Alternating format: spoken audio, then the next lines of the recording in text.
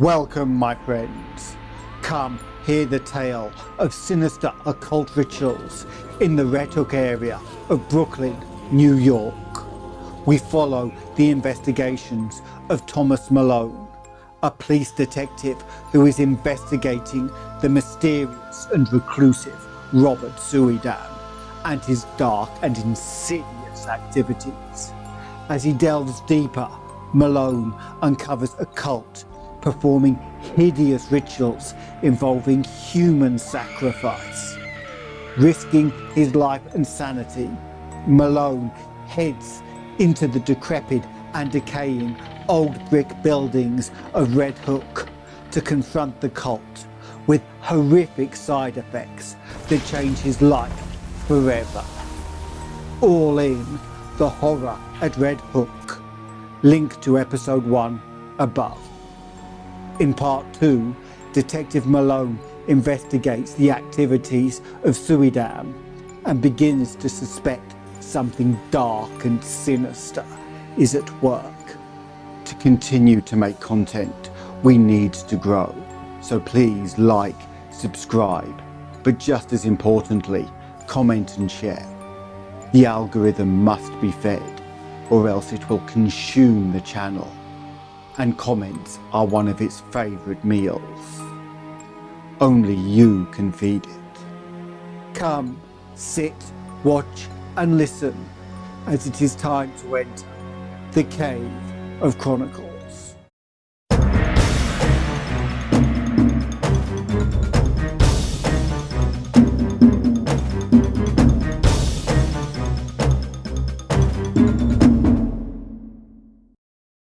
It was the case of Robert Suydam which took Malone to the heart of things in Red Hook.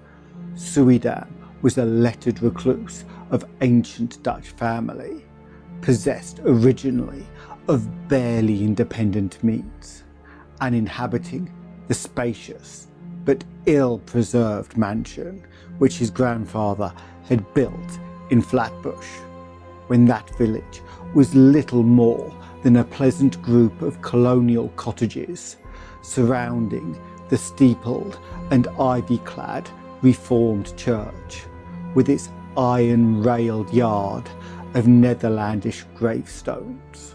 In this lonely house, set back from Martin Street amidst a yard of venerable trees, Suydam had read and brooded for some 6 decades, except for a period a generation before, when he had sailed for the old world and remained there out of sight for 8 years. He could afford no servants and would admit but few visitors to his absolute solitude, eschewing close friendships and receiving his rare acquaintances in one of the 3 ground floor rooms which he kept in order. A vast, high-ceiled library whose walls were solidly packed with tattered books of ponderous, archaic and vaguely repellent aspect. The growth of the town and its final absorption in the Brooklyn district had meant nothing to Suydam, and he had come to mean less and less to the town.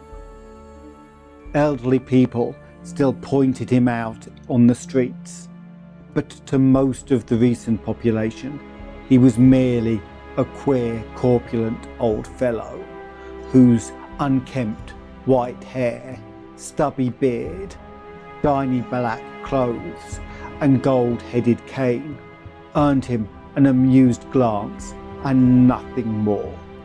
Malone did not know him by sight till duty called him to the case, but he had heard of him indirectly as a really profound authority on medieval superstition, and had once idly meant to look up an out-of-print pamphlet of his on the Kabbalah and the Faustus legend, which a friend had quoted from memory. Suydam became a case when his distant and only relatives sought court pronouncements on his sanity, Their action seemed sudden to the outside world, but was really undertaken only after prolonged observation and sorrowful debate. It was based on certain odd changes in his speech and habits, wild references to impending wonders, and unaccountable hauntings of disreputable Brooklyn neighborhoods. He had been growing shabbier and shabbier with the years, and now prowled about like a veritable mendicant, seen occasionally by humiliated friends in subway stations or loitering on the benches around Borough Hall in conversation with groups of swarthy, evil-looking strangers. When he spoke, it was to babble of unlimited powers almost within his grasp, and to repeat with knowing leers such mystical words of names as Sephiroth, Asmodeai, and Samael.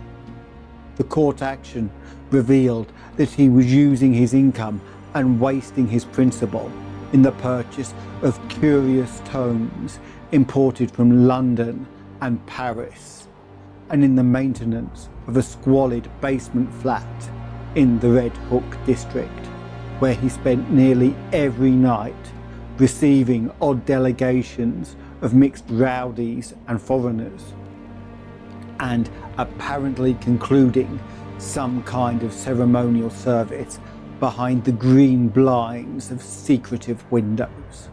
Detectives assigned to follow him reported strange cries and chants and prancing of feet flittering out from these nocturnal rites, and shuddered at their peculiar ecstasy and abandon despite the commonness of weird orgies in that sodden section.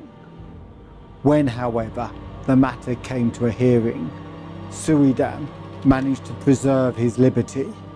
Before the judge, his manner grew urbane and reasonable, and he frequently admitted the queerness of demeanour and the extravagant cast of language into which he had fallen through excessive devotion to study and research. He was, he said, engaged in the investigation of certain details of European tradition which required the closest contact with foreign groups and their songs and folk dances. The notion that any low secret society was preying upon him, as hinted by his relatives, was obviously absurd, and showed how sadly limited was their understanding of him and his work. Triumphing with his calm explanations, he was suffered to depart unhindered, and the paid detectives of the Suydams, Calais, and Van Brunts were withdrawn in resigned disgust. It was here that an alliance of federal inspectors and police, Malone with them, entered the case. The law had watched the Suydam actions with interest and had in many instances been called upon to aid the private detectives.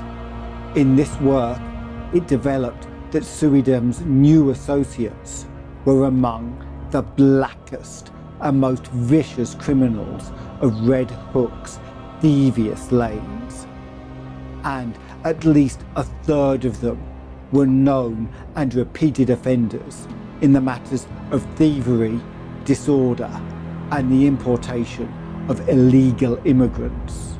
Indeed, it would have not been too much to say that the old scholar's particular circle coincided almost perfectly with the worst of the organised cliques which smuggled ashore certain nameless and unclassified Asian dregs, wisely turned back by Ellis Island.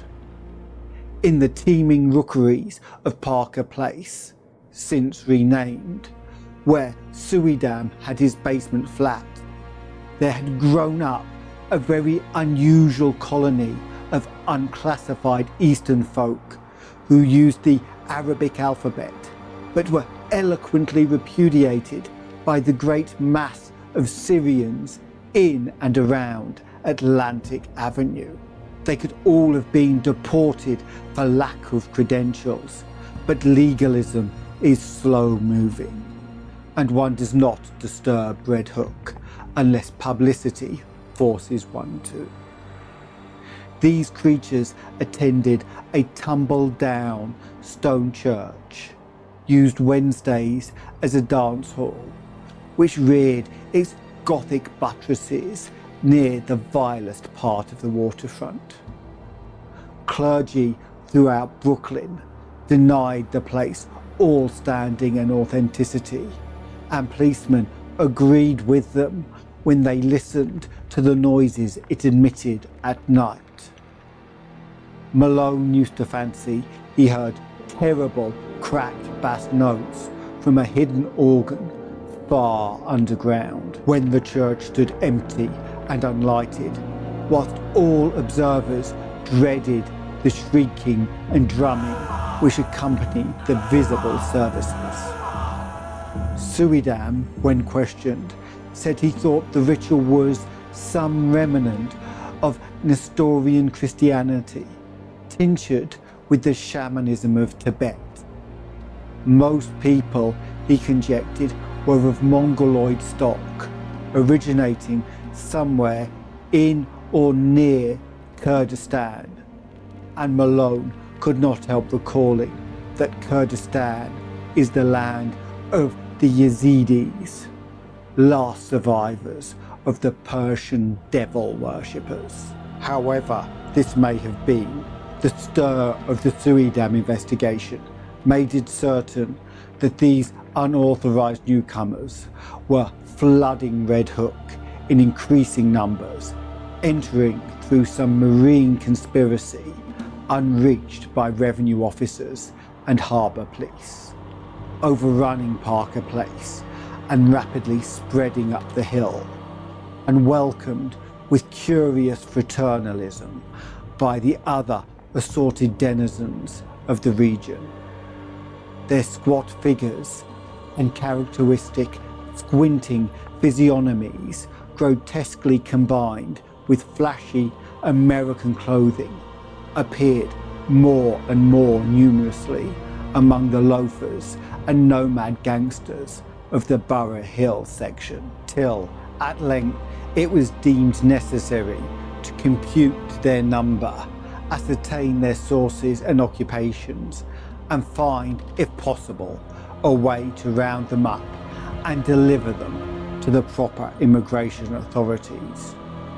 To this task, Malone was assigned by agreement of the federal and city forces, and as he commenced his canvass of Red Hook, he felt poised on the brink of nameless terrors, with the shabby, unkempt figure of Robert Suydam as arch-fiend and adversary. Police methods are varied and ingenious. Malone, through unostentatious rambles, careful, casual conversations, well-timed offers of hip-pocket liquor, and judicious dialogues with frightened prisoners, learned many isolated facts about the movement whose aspect had become so menacing. The newcomers were indeed Kurds, but of a dialect obscure and puzzling to exact philology.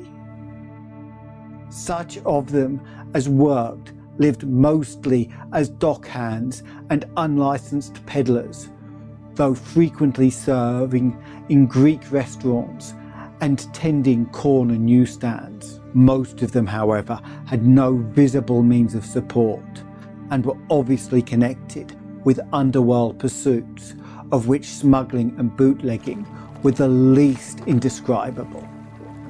They had come in steamships, apparently tramp freighters, and had been unloaded by stealth on moonless nights onto rowboats which stole under a certain wharf.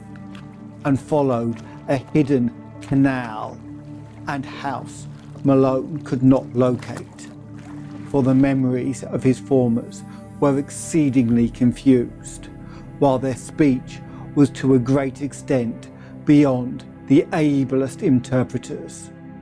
Nor could he gain any real data on the reasons for their systematic importation. They were reticent about the exact spot which they had come, and were never sufficiently off guard to reveal the agencies which brought them out and directed their course.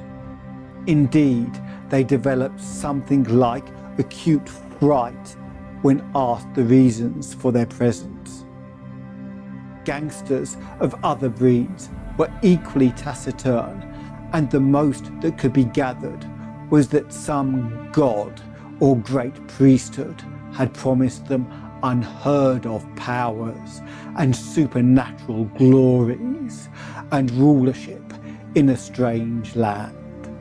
The attendance of both newcomers and old gangsters at Suydam's closely guarded nocturnal meetings was very regular, and the police soon learned that the erstwhile recluse had leased additional flats to accommodate such guests as knew his password, at last occupying 3 entire houses and permanently harbouring many of his queer companions. He spent but little time now at his Flatbush home, apparently going and coming only to obtain and return books, and his face and manner had attained and return books, and his face and manner had attained an appalling pitch of wildness. Malone twice interviewed him, but each time was brusquely repulsed. He knew nothing, he said, of any mysterious plots or movements, and had no idea how the Kurds could have entered or what they wanted. His business was to study, undisturbed, the folklore of all the immigrants of the district, a business with which policemen had no legitimate concern. Malone mentioned his admiration for Suydam's old brochure on the Kabbalah and other myths, but the old man's softening was only momentary. He sensed an intrusion and rebuffed his visitor in no uncertain way, till Malone withdrew disgusted and turned to other channels of information. What Malone would have unearthed, could he have worked continuously on the case, we shall never know. As it was, a stupid conflict between city and federal authority suspended the investigation for several months, during which the detective was busy with other assignments. But at no time did he lose interest or fail to stand amazed at what began to happen to Robert Suydam. Just at a time when a wave of kidnappings and disappearances spread its excitement over New York, the unkempt scholar embarked upon a metamorphosis as startling as it was absurd. One day, he was seen near Borough Hall with clean-shaved face, well-trimmed hair, and tastefully immaculate attire, and on every day thereafter, some obscure improvement was noticed in him. He maintained his new fastidiousness without interruption. Added to it was an unwanted sparkle of eye and crispness of speech, and began little by little to shed the corpulence which had so long deformed him. Now frequently taken for less than his age, he acquired an elasticity of step and buoyancy of demeanour to match the new tradition, and showed a curious darkening of the hair, which somehow did not suggest dye. As the months passed, he commenced to dress less and less conservatively. Finally astonished his few friends by renovating and redecorating his Flatbush mansion, which he threw open in a series of receptions, summoning all the acquaintances he could remember and extending a special welcome to the fully forgiven relatives who had lately sought his restraint. Some attended through curiosity, others through duty, but all were suddenly charmed by the dawning grace and urbanity of the former hermit.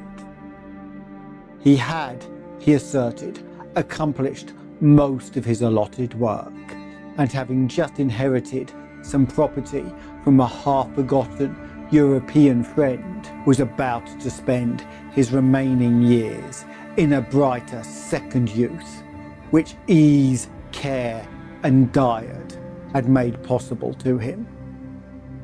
Less and less he was seen at Red Hook, and more did he move in the society to which he was born. Policemen noticed a tendency of the gangsters to congregate at the old stone church and dance hall, instead of in the basement flat of Parker Place, though the latter and its recent annexes still overflowed with noxious life. So ends part 2 of The Horror at Red Hook. In part 3, we learn about the child kidnappings and what terrible thing happened to Suydam at sea. We currently release at least 3 episodes a week. More on weeks when we release a complete version. So check the channel page for more stories. Link above. If you enjoyed the tale, it helps us a lot if you let others know. So please click the like button. Subscribing will let you travel with us on future adventures, with the bell notifying you as we set off. If you want to join our band of intrepid explorers of the unknown, come visit us on Patreon. There we have a Discord server where you can share in the discussion about the stories told with both myself and the other members, and even join the book club. There will be behind the scenes content, early access content, and options to guide which stories are chosen as the membership grows. There are even tiers to get your own stories produced, and a free tier if you just want notifications and updates. YouTube memberships will follow when I have enough subscribers. If you subscribe, it will help. But please only join if you can afford to. Let me know in the comments if there are any specific stories you would like to see portrayed in this format. I'm even open to suggestions on how I can improve the content. I try and reply to every comment, so your input will not be ignored. See the description for details of the Patreon, our other social media pages, and for a link to Canje Studios to find out about Arkham horror board games. Click on the end screen to subscribe, go to the next series, or to hear about the Thedunwichhorror. Until next time, farewell. But remember, from even the greatest of horrors, irony is seldom absent.